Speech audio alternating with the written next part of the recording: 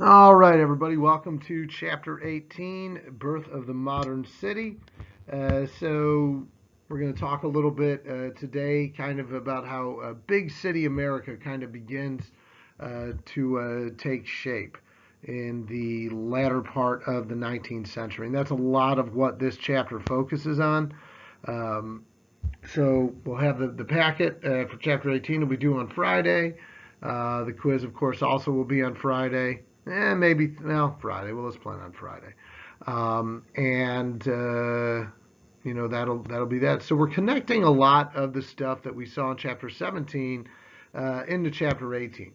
Chapter 17 in the growth of industry makes it possible for Americans to move in big numbers to the city. One thing to understand, we know urban areas in the city are always big populated areas, but that wasn't always the case until the late 19th, early 20th century. Again, before the 20th century, or before the late 19th century, there were, the most common occupation among people in the world, not just the United States, was working and living on a farm. Okay, the 20th century brings industry about and makes industry and industrial jobs, labor-intensive factory jobs, etc., the number one employer of people.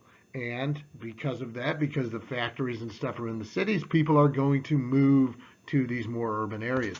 You also have the advantage today, folks, of having Mr. Drayton there to sub for you, a proud alum of AP US History, Mr. Schuster, AP US History. And I have no doubt that he's more than willing to help explain things for you guys, as he unquestionably remembers every last thing that I taught him in AP US History when he was a junior in high school. So, anyway, thank you, Mr. Drayton, for being there today, and let's kind of get into it here.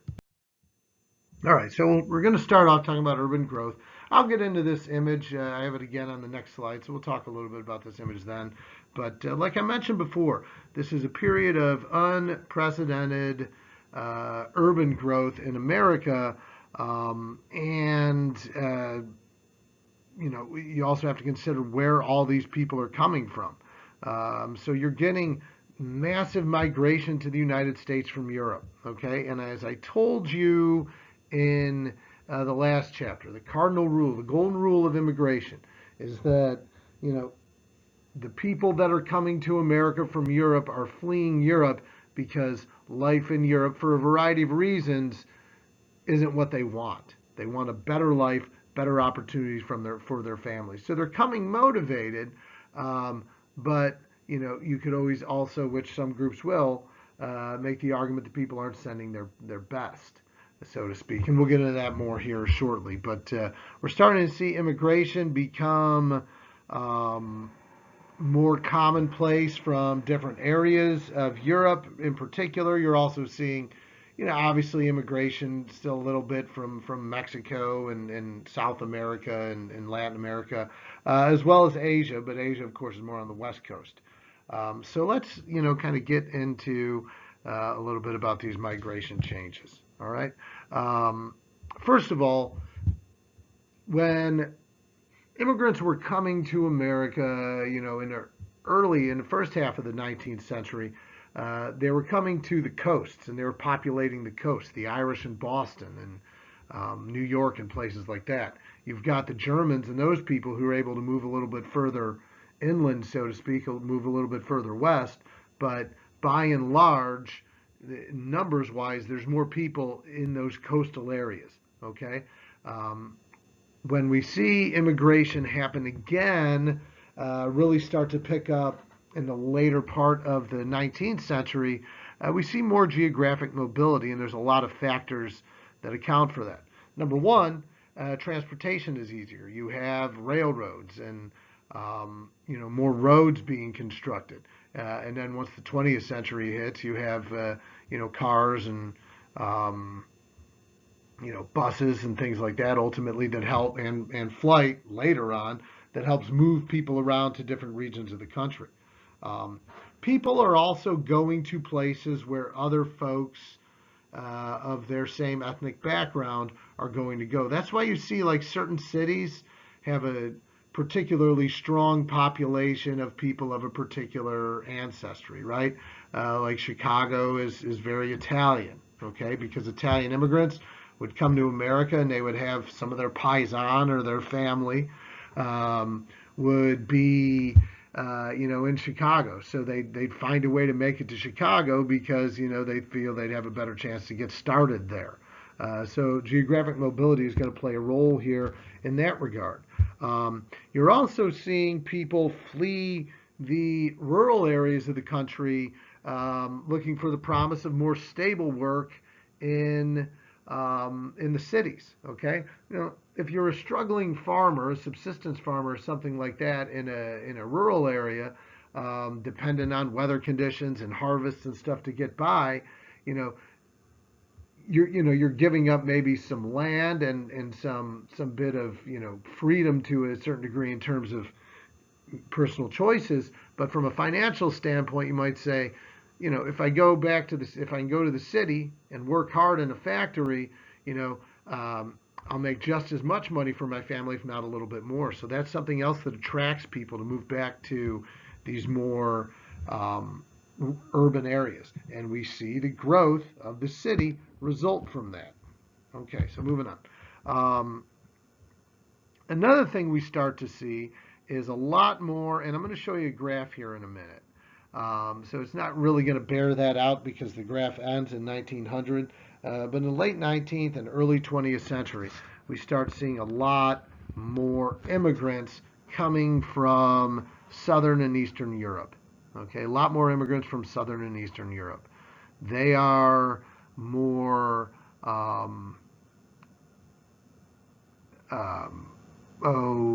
Italians, Slavic peoples, Russians. And when I say Slavic peoples, I mean basically like Polish and Czechoslovakian, or Slovakian, I should say, and like from the former Yugoslavia and other Eastern European countries like that. So they're coming from these new different places. How are they a little bit different? Okay, they're fleeing for different reasons. Atop those reasons for fleeing the European countries is political unrest. Make sure you understand that.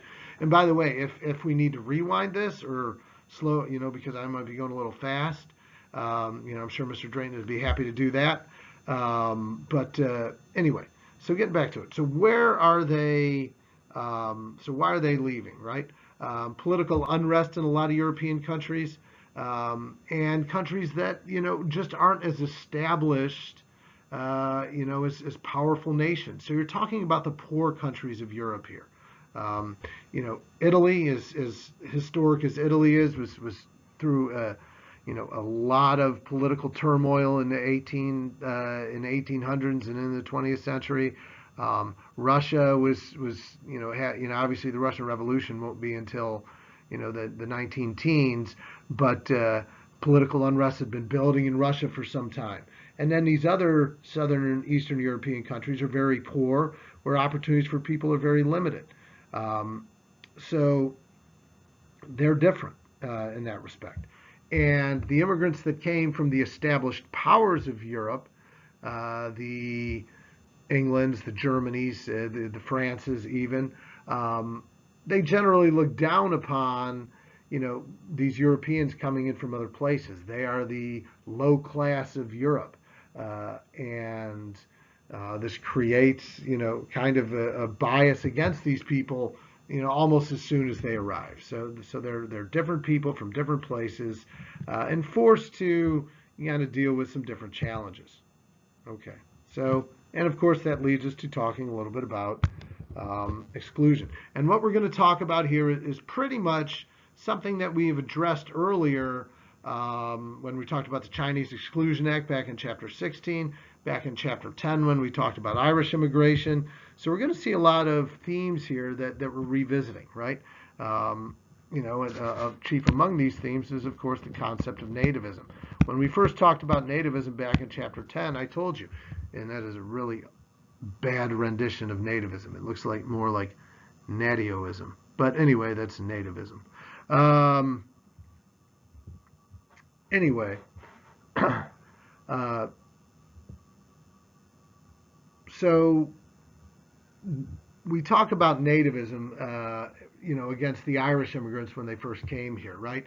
And this is a theme that's going to come and go throughout our country's history. When a new group of immigrants comes in, they're going to ruin the culture. They're going to be taken advantage of by politicians. The government's going to have to take care of them economically, right? These are themes that are recurring in America time and time again, and they emerge here. So you see a lot of these people come in seeking assimilation. Okay, now what is assimilation? You can pause it and see if anybody wants to answer that, and then I'll just go ahead and tell you. So presuming somebody answered that question, basically assimilation is the forcing of somebody's culture onto another, to get them to kind of become a part of whatever the culture is that is represented in that country. By the turn of the 20th century, American culture is starting to become more apparent and develop more than it had been earlier in the 19th century, and we'll talk about that here in a little bit too.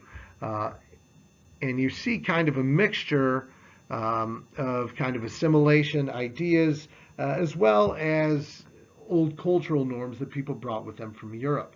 Again, the reason why when you look to big cities, you kind of have, a Little Italy and a Chinatown and a Koreatown and a Slavic village and a Polish village or whatever they call these areas is because people from one culture, when they come over to this country, would tend to move to the same neighborhoods. Okay, but you also get a lot of immigrants, and especially the children of immigrants, that want to kind of cut loose these cultural ties and assimilate into an American culture. Why? Because they feel they'll experience more acceptance, they'll have a better chance to advance socially and economically, and they'll just have a better chance at overall success to pursue the American dream that we talked about, as a big part of chapter 17. Okay, so you see that. There is, of course, challenges to that ideology and opportunity for immigrants, one of which is something we call the Immigration Restriction League. And as you can imagine, the Immigration Restrictions League goal was to put limits in place for allowing immigrants in the United States. Largely anti-Catholic. Especially from Italy, we have a lot of Catholics coming into this country at this time. America was not a very Catholic country prior to the 20th century. It's this influx of immigrants that comes in during the 20th century that starts to really build up the Catholic population in the United States. The only Catholics really in America before the 20th century, were the Italians. But outside of that, Catholicism was not particularly strong here.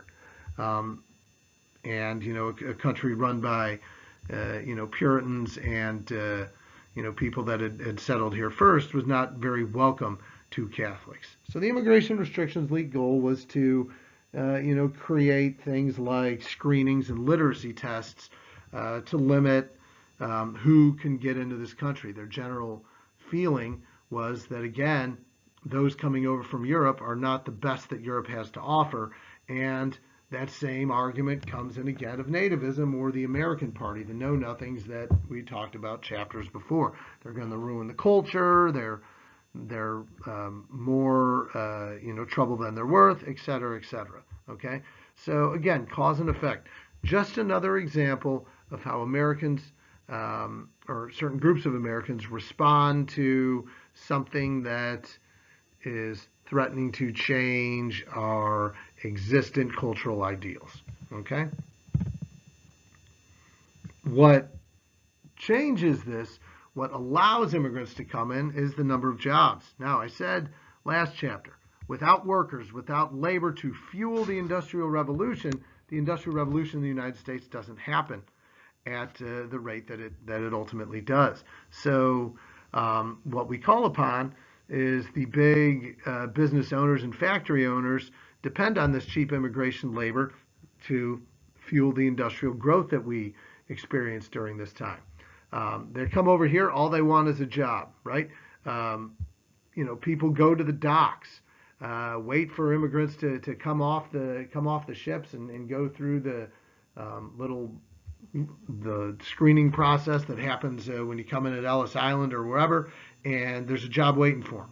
And it's a low-paying job, which means more money for the factory owners and the people in charge, and the factories can continue to churn out the goods that they're trying to produce. Okay, same general idea, but these immigrants provide cheap labor, and for that reason, we'll bring them in.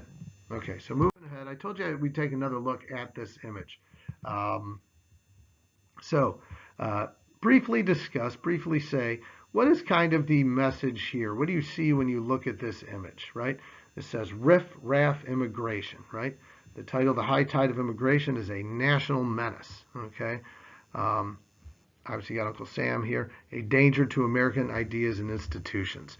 So, and then here, if you can't really make out what this is, it's obviously a bunch of immigrants kind of floating into the country, and the writing on their different hats say different political ideas like socialism and communism, as well as just the different countries that they're rolling in from. So, what image are we trying to promote through this picture here? Okay, pause it for a minute and discuss, and then we'll get back to it.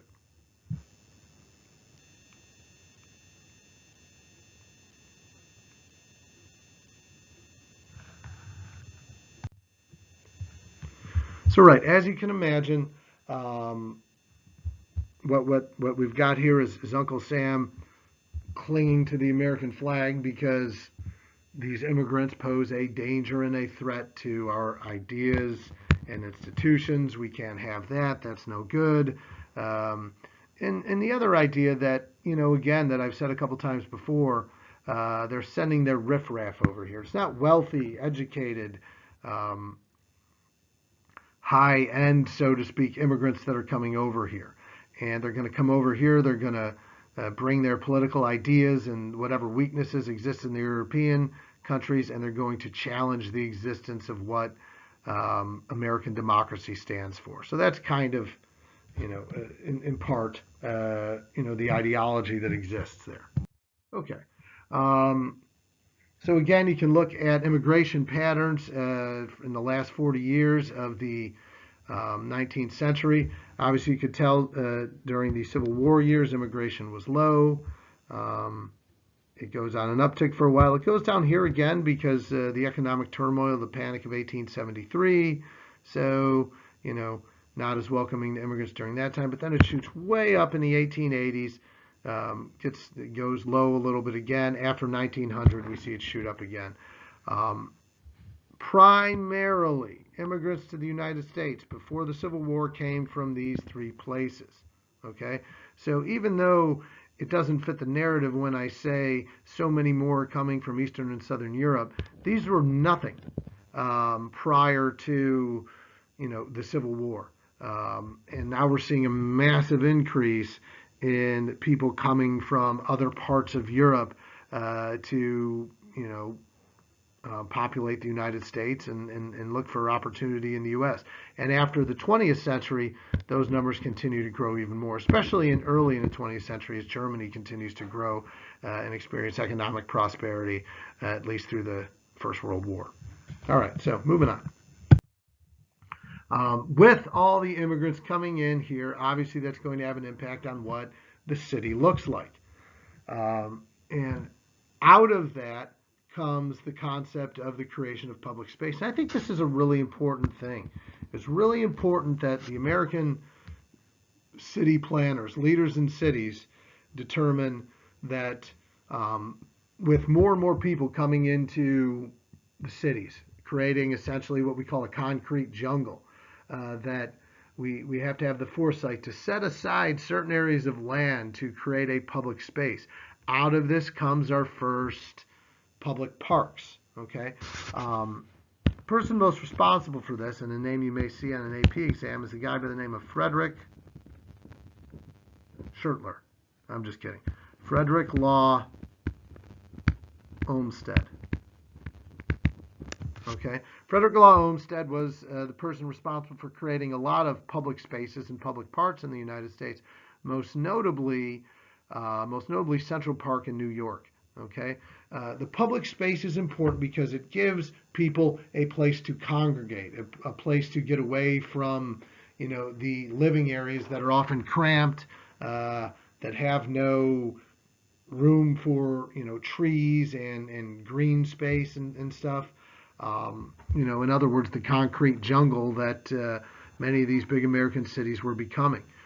Central Park was such a hit, and if you've ever been to Central Park, I mean, New York City is massive, and everywhere you look are huge, tall buildings and sidewalks and roads, and very few trees and concrete landscapes and all that stuff. And then all of a sudden, you get past 57th Street, and there's this massive park, and you go into Central Park, and it's like, it's almost like you're transported to, this away from this urban area to this forested refuge. And Central Park in New York City was such a hit that Frederick Law Olmsted, this really important figure here, goes on to create other similar parks in a lot of other American cities and some Canadian places as well. So the creation of the public space is really important, to provide this refuge and allow people to get away from, so to speak, the hustle and bustle that was becoming the American urban area, right? On the other side of that is the challenge of housing. Housing is not easy to find, especially good housing. And when I refer to that, what we talk about are tenement housing, what we refer today as low income or project housing. The tenements were these typically 3-4 story buildings that looked kind of like this image here, that would be where families would go live.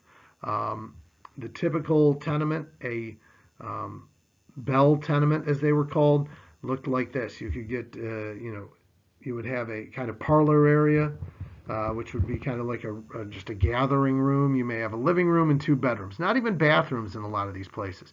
In many of them, there would be kind of a communal bathroom, kind of in the basement floor or something like that.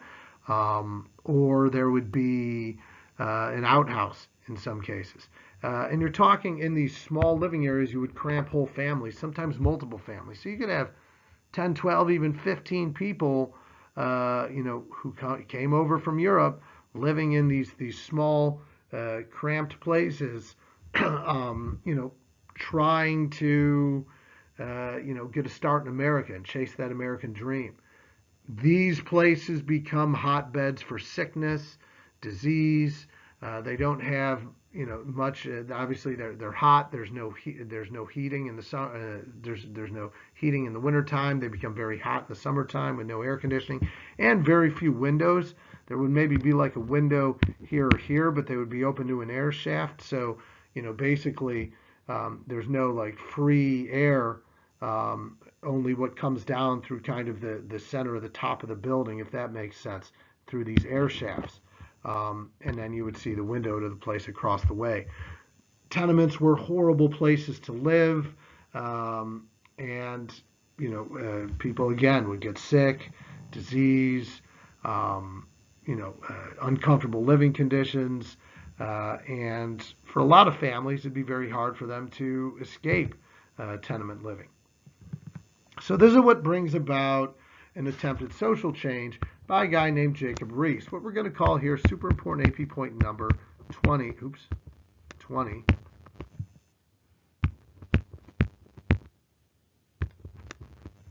How the Other Half Lives.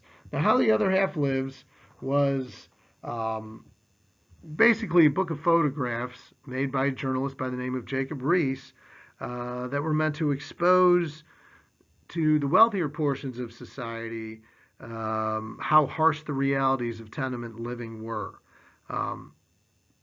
Jacob Riis goes around to some of the bigger cities and kind of shows these images to people, and then publishes his book in 1890 to kind of convince a lot of people and alarm a lot of people, and then convince them to start a movement for certain social reforms to improve uh, opportunities for immigrants and improve their living conditions, most notably. So Jacob Riis's book is really, really important here. Again, it's a book that exposed the wealthier in society, the people with money that could actually make a difference, i.e. philanthropy, to these harsh realities of tenement living. And it was so alarming to many people that we do see a movement begin for the social reforms of, the conditions that people experience living in these tenements. So that's kind of a big moment. Jacob Riis is someone, either through his images or just questions, that often pops up in an AP exam. So something you really want to be aware of. Really, really important change, really important figure here. Okay, so we talked about the impact of the book. So other things to talk about here are what we call railroad suburbs. An example of a railroad suburb around Dayton would be like Oakwood. As the cities become more and more populated, you get, people, especially the wealthier, with a desire to maybe have a little more land to themselves, to go back to a little bit more of a suburban or a rural setting that they missed from their time, living now in the city. So through technological innovation, we see the advent of what we call railroad suburbs, where there would be trains that would take people from the city, from living in this, from work in the city, to just outside the city in these suburban areas where they could, have a little more land to themselves, have backyards for their families and stuff like that. Oakwood obviously doesn't seem far from downtown Dayton, but, it's still a long walk. Okay, so having, trolley cars or train cars that can take people out of the city a little bit to its outskirts and into suburbs would be a welcome change. Furthermore, you have further out railroad suburbs that would sometimes be 15, 20 miles outside of the city, where people may live in the city during the week for their jobs, but want to kind of get outside there on the weekends, so they maybe escape on a weekend to a country home. My dad lives in a city in Cleveland called Avon Lake, and Avon Lake was a railroad suburb of Cleveland, where the people of Cleveland, the wealthier people of Cleveland that worked in the city during the week, would hop on the trains on a Friday after work and get their families, and they'd go out to a country cottage or a country home that's about 15, 20 miles outside of the city, to kind of, again, get away from the loud nature of city life. So that's what you have for railroad suburbs. Again, this is just one of the images from How the Other Half Lives. Presumably, you've got a family here of 1, 2, 3, 4, 5, 6, and 7 people living in a cramped space. There are many, many families that have to deal with these conditions in the early days of the 19th and then early 20th century, where life is difficult.